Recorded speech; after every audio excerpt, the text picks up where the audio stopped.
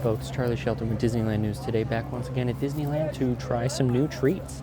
So we are here at Harbour Galley, where they've got a few new things on the menu and we just couldn't resist. So we're gonna dive right in with the Pelican Punch. So this is a chilled tropical beverage of pineapple, coconut, and lime. It's very bright blue. So I'm not sure, I guess that's blue coconut, but it's a slush topped with cream. Let's give it a shot. Oh, that's,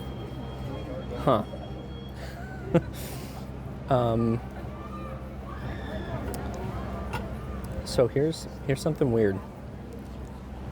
Every time I shower, I use lotion afterwards, Hawaiian Tropic after sun cream.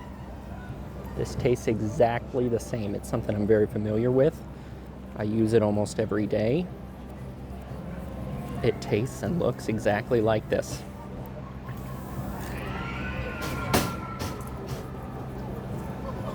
Yeah, that tastes like sunscreen or after sun lotion. Wow, that is really, it's exactly that flavor, exactly.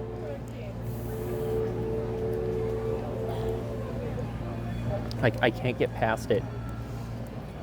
It's sweet and it tastes good, and I do like the way that lotion smells. It's just exactly, it tastes exactly like that lotion smells.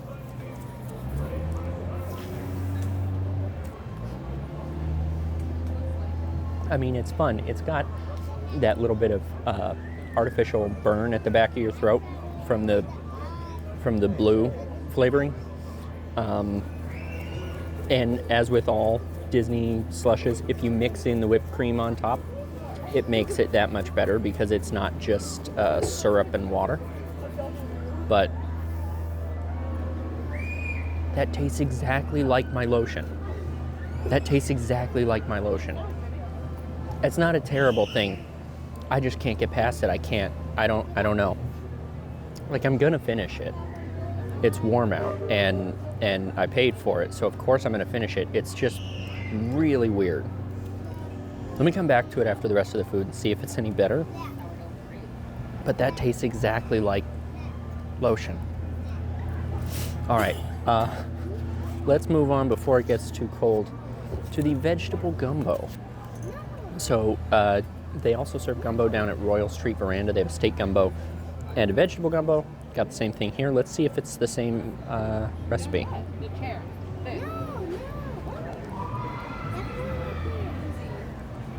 Yeah, it's the same recipe. Maybe a little different.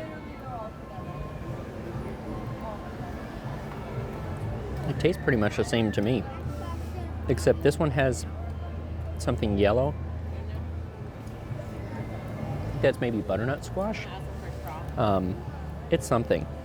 And the one complaint that I usually have here at Harbour Galley specifically is they never hollow out the bread bowls enough. So they have a bread bowl and they just kind of cut the top off and then don't have a lot of room to fill it with, mac and cheese, or in this case, gumbo. So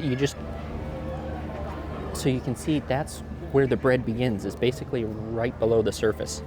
One okra's depth in some places, and that's just not enough. That's just not, for the money you're paying, and like, it tastes good. I want to eat it. The lobster mac and cheese that they have here is kind of the same thing, where it's not really a full bowl. I would rather just have a bowl, but with that, it's like, it's so rich and so good. Of course I want more. There's the Mark Twain going past Fowler's Harbor. It's so rich and it's so good that of course I want more, but it's probably good that I don't have, 4,000 calories of lobster mac and cheese for lunch. But with this one, the veggie gumbo, I do definitely want more than what I'm getting here for the money.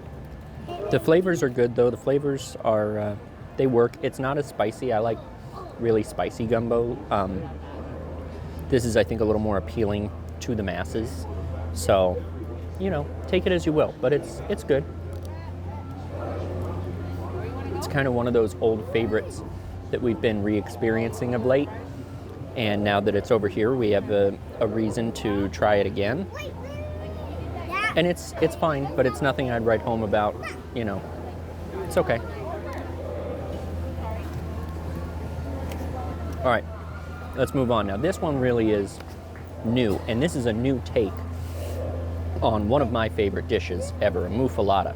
A muffuletta is a sandwich with giardiniera sauce and olive tapenade on it, and it's just all the meats you can get thrown at it, and it usually has some sort of hot pepper or something on there, all on some really thick, crusty French bread. I love a muffuletta sandwich. So they've deconstructed this and left it in half of a bread bowl here, and so they're turning it into a salad, which is kind of an interesting take on it. It's not something I've seen before, so I'm really excited to dive into this. It does come with Ken's fat-free Italian on the side, which is nice. All right, so first there's a big scoop of olive tapenade on the top.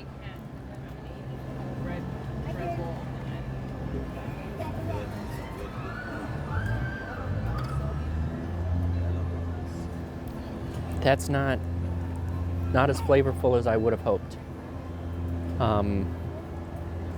Like, how do you make olives less olivey, less briny? How do you remove the brine from an olive? I don't know. It's bland. The tapenade is bland. That's really too bad, because it comes down to you gotta have a good tapenade. You gotta have a good giardiniera sauce. And if you don't have that, then you don't have a good sandwich.